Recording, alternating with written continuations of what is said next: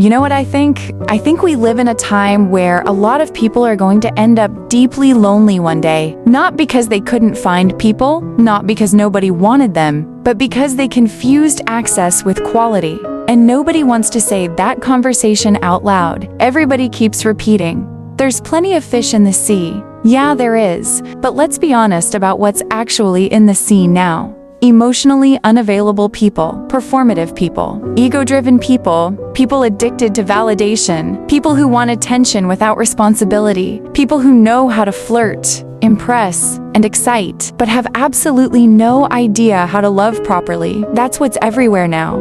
So no, genuinely good people are not easy to find anymore. And some of you are losing them because your ego keeps whispering. You can do better, but better based on what? Instagram photos? Temporary chemistry? Attention from strangers? The excitement of somebody new who hasn't disappointed you yet? That's not better. That's just different. And honestly, a lot of people have become so addicted to chasing the next best thing that they no longer know how to recognize something real while they have it. Some of you are so used to chaos that peace feels boring. Some of you are so used to emotionally unavailable people that consistency feels suspicious. And some of you are so addicted to the chase that when somebody actually loves you properly, communicates clearly, and shows up consistently, you start wondering if there's more out there. That mindset is destroying people because emotionally healthy people are not replaceable. And the craziest part? The same people who throw away good relationships because they think there's always something better are the same people who later say, "Why is dating so hard now? Why can't I find anyone genuine? Where are all the good people?" Meanwhile, you had somebody real.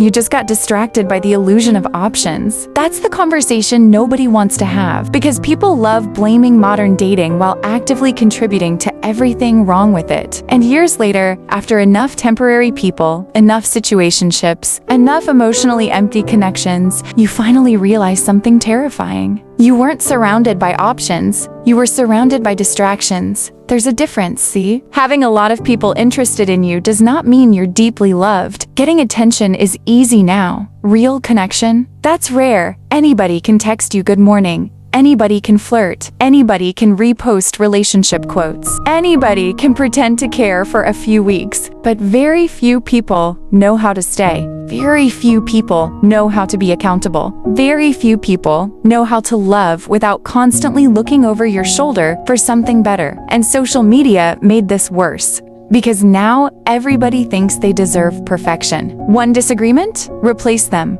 One flaw? Replace them. One rough season? Replace them. People treat relationships like phone upgrades now. Always chasing newer, always chasing shinier, always convinced happiness is one more person away. But eventually, reality catches up because one day you wake up and realize you've experienced hundreds of conversations, almost no intimacy. You've had chemistry with many people, but safety with almost nobody. You've entertained people, but very few actually knew you, and that emptiness hits hard, especially when you realize the people who genuinely cared about you stopped trying because you treated their love like it was guaranteed. That's another problem with this generation. People don't value consistency anymore because consistency isn't exciting. Chaos is exciting. Uncertainty is exciting. Hot and cold behavior is exciting. People confuse anxiety with passion now. If somebody gives mixed signals, suddenly they seem more desirable. If somebody is hard to get, suddenly they seem more valuable. But the person who communicates clearly, the person who reassures you, the person who actually shows up, people call them boring, and honestly, that says a lot about how emotionally damaged modern dating has become. Because healthy love was never supposed to feel like survival. You're not supposed to constantly wonder where you stand. You're not supposed to feel emotionally exhausted all the time. You're not supposed to confuse inconsistency with depth. But many people have spent so long in toxic cycles that stability feels unfamiliar, and humans tend to reject what they're unfamiliar with. That's why some people sabotage good relationships without even realizing it. They meet someone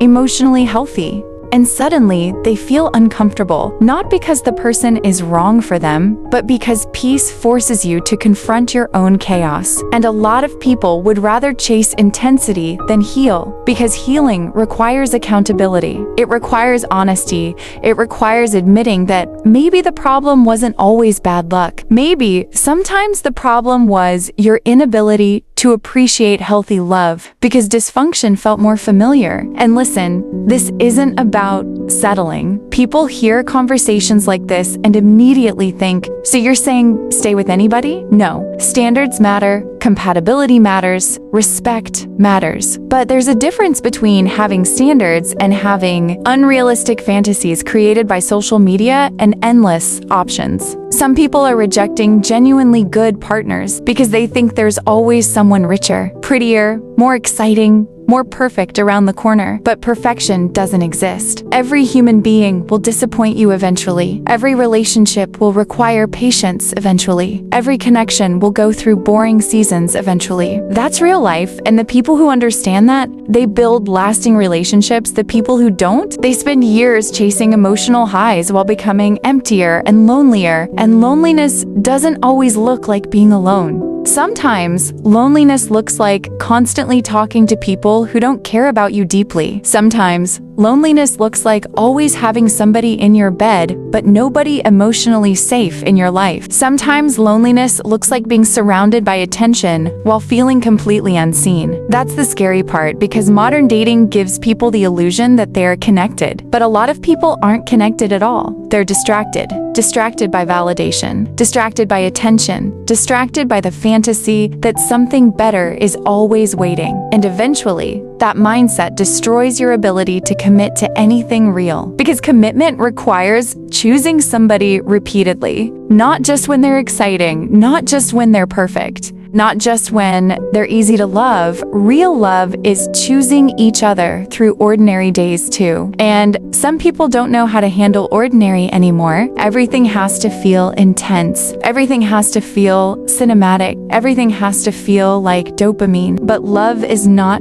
constant entertainment. Sometimes love is quiet. Sometimes love is simple. Sometimes, love is somebody consistently showing up for you even when life isn't exciting. And ironically, those are usually the relationships people regret losing the most. Not the toxic ones, not the chaotic ones, not the people who kept them anxious. The ones they regret are usually the people who genuinely cared, the people who made them feel safe, the people who tried, the people who were emotionally available, the people who loved them in a healthy way, because those people become harder and harder to find, especially in a culture where vulnerability is rare and everybody's pretending not to care. And honestly, I think a lot of people are going to realize this too late. They'll spend years chasing temporary excitement, only to eventually crave the exact stability they once ignored. They'll realize peace wasn't boring, it was healthy. Consistency wasn't unattractive, it was maturity. Accountability wasn't controlling, it was respect. And suddenly, all the things they once overlooked become the exact things they desperately want. But by then,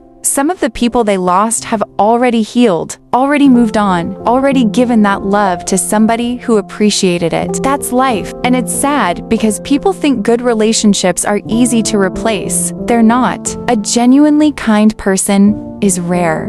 An emotionally mature person is rare. A loyal person is rare. A self-aware person is rare. And if you find somebody who communicates, respects you, stays consistent, takes accountability, and genuinely wants to build with you, that is not something to casually throw away because you got temporarily distracted. Because attention is everywhere, but real connection, that's becoming rare. And one day, a lot of people are going to sit with the consequences of constantly chasing better. One day, the validation won't feel exciting anymore. One day, the endless talking stages will become exhausting. One day, the temporary people will start feeling empty, and that's when the loneliness hits.